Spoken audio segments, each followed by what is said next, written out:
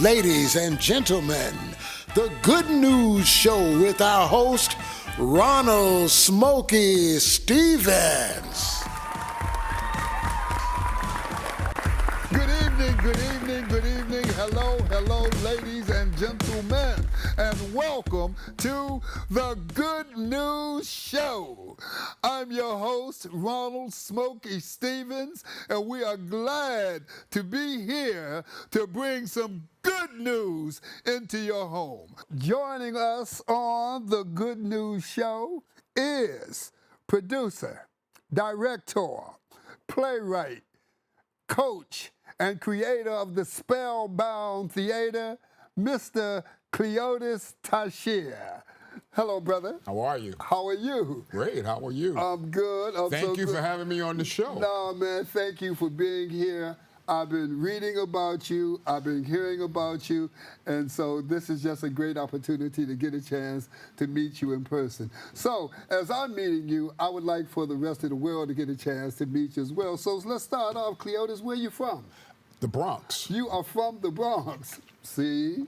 Originally from the southeast section of the Bronx. Okay, okay. And I came to Harlem in 1985, and I've been in Harlem ever since. Ever since. But you born right here in the Bronx. Born in the Bronx, that's right. Well, this is perfect. In fact, I went to grammar school, my grammar school, which is PS 80. Oh, okay, okay. So now, Klehotas, you are involved in a lot of things, and man, there's a lot of good news surrounding you and all of the good stuff that you're doing with theater. Tell us, how did you get started in theater and doing the things that you're doing? Okay, well, wow. The theater experience goes way back to, well, I'll tell you when I began to really start treating it or taking it seriously. I was about 15. Okay. In high school. Okay. Being a part of the drama department in high school. That was when things really got serious. Okay. So I knew by the time I graduated from high school, that was going to be my path. In fact, what I did, as opposed to going straight to college, okay, like a lot of my peers were doing, I started my own theater troupe. At 15? No, at that time I was a graduating. teenager, but I was Right. 15 was when I really got the bug. But when I graduated, I started my own theater troupe. And we were just a bunch of teenagers in the community that didn't know what we were doing. But we were getting a lot of support. Oh, okay. We were getting a lot of support because we were teenagers, and it was a whole lot of us. And that occurred in Manhattan or here in the Bronx? That was in the Bronx. Oh, okay. And we were working out of community centers and churches, and I don't know how things are now, but back then, because we were teenagers, everybody was open to us, utilizing their center, the churches utilizing the basement. Okay. Yeah. Okay, okay. So, and that led you to all the wonderful things that you're doing now. So let's start off with Spellbound. Right. Theater, is that what it is? Spellbound Theater Right, Tshyre Spellbound Repertory Theater. Okay, there we go. I put Tshyre in front to distinguish it from the Spellbound Dance Company. Okay. It's a Spellbound Dance Company, so often we say Spellbound for short. Right. You know, so I just wanted to make that distinction. Sure, sure. But no, so that started in 2007. 2007. And so give us an idea. I noticed that now you've grown to be a playwright yourself. You're a director now. You're a producer. Right. You're also an acting coach. Right. And so tell us about it. So what are you involved with now that you would like for people in the Bronx, people in Manhattan, and for everybody to know? What is it that you're involved with now? Okay, so right now we have a dedication, something that I've been wanting to do for the longest. A dedication to the lifetime achievements of Miss Octavia Butler. Miss Octavia Butler. And I've always wanted to do some kind of dedication to her because I haven't always appreciated her works. I heard of her name but didn't know, wasn't really compelled to read anything about her. And then I began to read her stuff, and I said, wait a minute, this is like a long-kept secret as far as I'm concerned. Well, so that we won't be in the dark, give us a little idea about who Miss Octavia Butler is. Right, so Miss Octavia Butler is the late Octavia Butler. Okay. Yeah. So she was a novelist and a short story writer. Okay. who specialize in what I was originally calling black sci-fi. Sci-fi novels and short stories. Okay. But then I understand later that she would have preferred to have her work referred to as black futurism. Black futurism. Okay. Right. Okay. Because my assumption of that is because a lot of her works take place in the future. A future society, a future world. Like for an example, the one of the pieces that we're going to be doing, because we're actually doing 3 of her short stories. Okay, when will you be doing these shows? Okay, so that's going to be October 10th, 11th, and 12th. And you'll be doing and it's going to be we're going to be so it's going to be done as a sort of a stage read performance. Okay. And it's like five actors, great. Kenya Wilson, Mike Green, Yvette Quintero, Anita Webb, and who else? Oh, and Rhea Alexander. Those 5. Okay. And so we're doing 3 of her stories. 2 of them. Well, one of them is going to be presented by Kenya, the other one by Rhea, and then the second story, which is her classic piece that won all sorts of awards, Bloodchild. There are 3 that are going to be handling that piece, and that would be Yvette, Anita, and Mike. Okay, so now that's with Miss Octavia Butler. That's what but you also have acting classes that you teach. Is that correct? That is correct. So what's going to be happening with that is we have a 6-month, something I'm experimenting with. Okay, and what is it? So this is a 6-month acting intensive. Okay, and beginning actors? Yes, and I'm looking at sort of beginning actors, but I don't want to restrict the classes to beginner actors, but I will say beginners and individuals who might be open to learning, some different approaches to the technique, some different approaches to the craft, as well as what that 6 months has to offer them in terms of personal development. So and while you pause, I know that there's so much, but you have so much to share, and there's so much that you do that I want to cover some other aspects. Right. And we're a limited amount of time. Absolutely, but you also work with playwrights. You have a playwright series. Right. So we have a playwriting, what we call the Mystery Lab. Because I didn't say this, and I probably should have said it in the beginning, but that the Spellbound Theater rep is we focus essentially on black mystery, black sci-fi, black fantasy, black thrillers, and black melodrama, that type of thing. So you can see why we would be connected to Octavia Butler with the sci-fi. That's your inspiration. Right, absolutely. But answering your question, we have a group of playwrights that write in that particular genre. And we meet with them the 2nd and 4th Saturday of every month. And during the course of a season, they create a whole lot of new material in that genre. And then what we do around this time is we present their work. Like a stage reading? Right, we do stage readings, and then ultimately we have the plays mounted. So you do actually produce the plays also? Yes.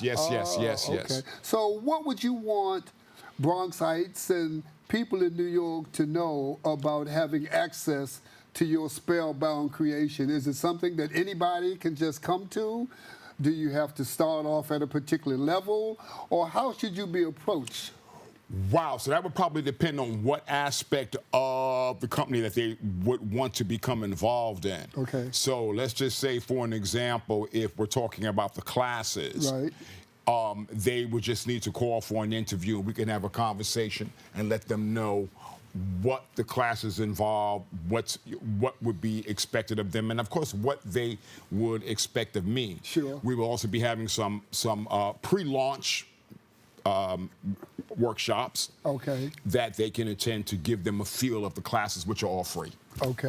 For playwrights who want to delve into the sci-fi or the mystery writing, what do they have to do in order to become part? That's interesting. You should ask that, because we're just changing you know, some of the criteria, but nothing big basically. They probably would want to call and maybe have a conversation with us. Okay. And maybe submit some material. Okay. You know, and but be very clear in terms of what it is that, you know, the kind of work that we like to turn out. And I wanted to ask you about that. Yeah, because look, we're writing sci-fi here. We're writing Octavia Butler stuff here. We're writing, you know, mysteries. This is the thing. We want to introduce to the theater the black voice in melodrama, in sci-fi, in that genre. That's what we are bringing to the theater from the black perspective. Do you feel that's missing? Or yes, that's why we got it. That's why I wanted it. Right. And I felt that was missing. You know, that was the missing link, and not just in terms of black theater, but in terms of theater generally as a whole. And that's what I respect about you, because, as I said, I've been following you on Facebook and what have you, and you've carved out pretty much your own niche, right, or your own type of theater, right, that you generally don't see. Right. In most places. Well, you know, Smokey, that was a long process.